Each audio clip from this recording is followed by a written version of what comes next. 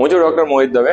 અત્યારે યંગ જનરેશનમાં જે આઈટી ફિલ્ડમાં હોય છે, જે કમ્પ્યુટરમાં બહુ કામ કરતા હોય છે, નેટફ્લિક્સ જોતા હોય છે, મોબાઈલ જોતા હોય છે, એમને ગરદનનો દુખાવો બહુ જ રહેતો હોય છે.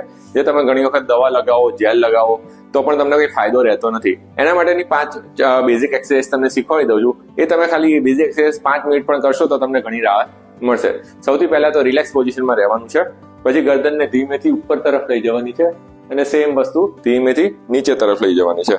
આ વસ્તુને આપણે 5 વખત રિપીટ કરીશું, ઉપર નીચે એ પ્રમાણે. પછી સેમ વસ્તુ એક તરફ જોવાનું છે, સહેજ ખેંચ આવશે, અહીંયા તમને ખેંચાણ અનુભવ થાય ત્યાં સુધી જોવાનું છે. પછી સેમ વસ્તુ આ બાજુ જોવાનું છે, બંને બાજુ બને એટલા સ્નાયુઓ ખેંચાય એવો પ્રયત્ન કરવાનો છે.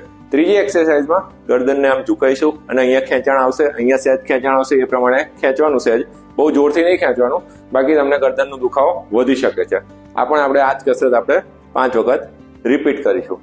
ચોથી કસરતમાં બંને હાથને આમ રાખીશું, માથા પાછળ લઈ જઈશું, ગરદનને પાછળની બાજુ ધકેલવાની છે અને હાથને આગળ લાવવાના છે. એને કારણે તમારા પાછળના સ્નાયુ પર એક જોર અનુભવાશે, ખેંચાણ અનુભવાશે, જેના કારણે તમને દુખાવો મટવા એવું લાગશે. આ બેઝિક એક્સરસાઇઝ તમે જો કરતા રહેશો રૂટીન લાઈફમાં, દિવસમાં 2 વાર, વચ્ચે તમને જ્યારે પણ ટાઈમ મળ્યો ત્યારે આ એક્સરસાઇઝ કરતા રહેશો તો ગરદનનો દુખાવો તમારે લાંબો ટાઈમ રહેશે નહીં. તમને ગરદનના દુખાવાની વારંવાર જે તકલીફ રહેતી હોય છે એ નહીં રહે.